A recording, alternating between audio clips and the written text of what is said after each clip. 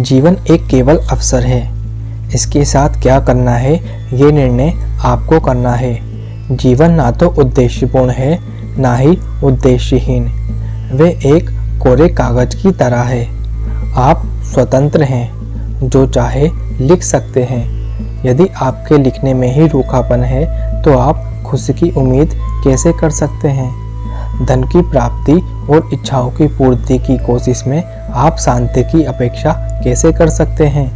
यदि जीवन को मधुर बनाना चाहते हैं तो उसे एक उच्च उद्देश्य देना होगा। उद्देश्य अपने आप नहीं आएगा। यदि जीवन सुखपूर्वक बिताना है तो उस पर दिव्य और श्रेष्ठ लिखना होगा। आपकी मर्जी है। यदि आप गलत चीज़ें लिखेंगे तो निश्चित रूप से आपको जीवन अर्थहीन प्रतीत होगा। जो अपशब्द लिखना पसंद करते हैं या कुछ भी नहीं लिखते हैं, उनका जीवन व्यर्थ हो जाता है। केवल कुछ ही साधक गीत लिखते हैं और अपने जीवन को सार्थक बनाते हैं।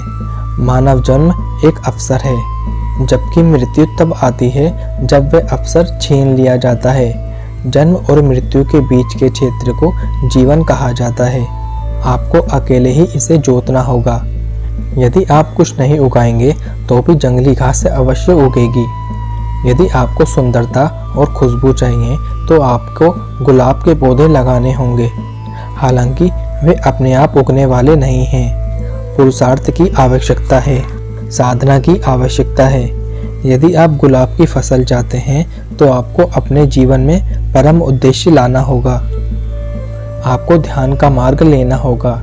यदि आपको गुलाब में रुचि नहीं है तो जंगली घास उगाने के लिए कुछ भी करने की आवश्यकता नहीं है, क्योंकि परद्रव्य में आसक्त रहना आपकी पुरानी आदत रही है। यदि आपको खुश रहना है तो उसका एकमात्र उपाय है भीतर जाना। धन और पद में सुख मानना ये तो केवल आपका भ्रम है। जीवन में उद्देश्य प्राप्त करने की प्रक्रिया, जीवन के सार को खोजने का विज्ञान ही धर्म है। धर्म का उद्देश्य है खुरदरे पत्थर से सुंदर मूर्ति को तराशना। यदि आपके जीवन में उद्देश्य नहीं होगा तो वह अनिवार्य रूप से आत्मविनाश की ओर ही बढ़ेगा।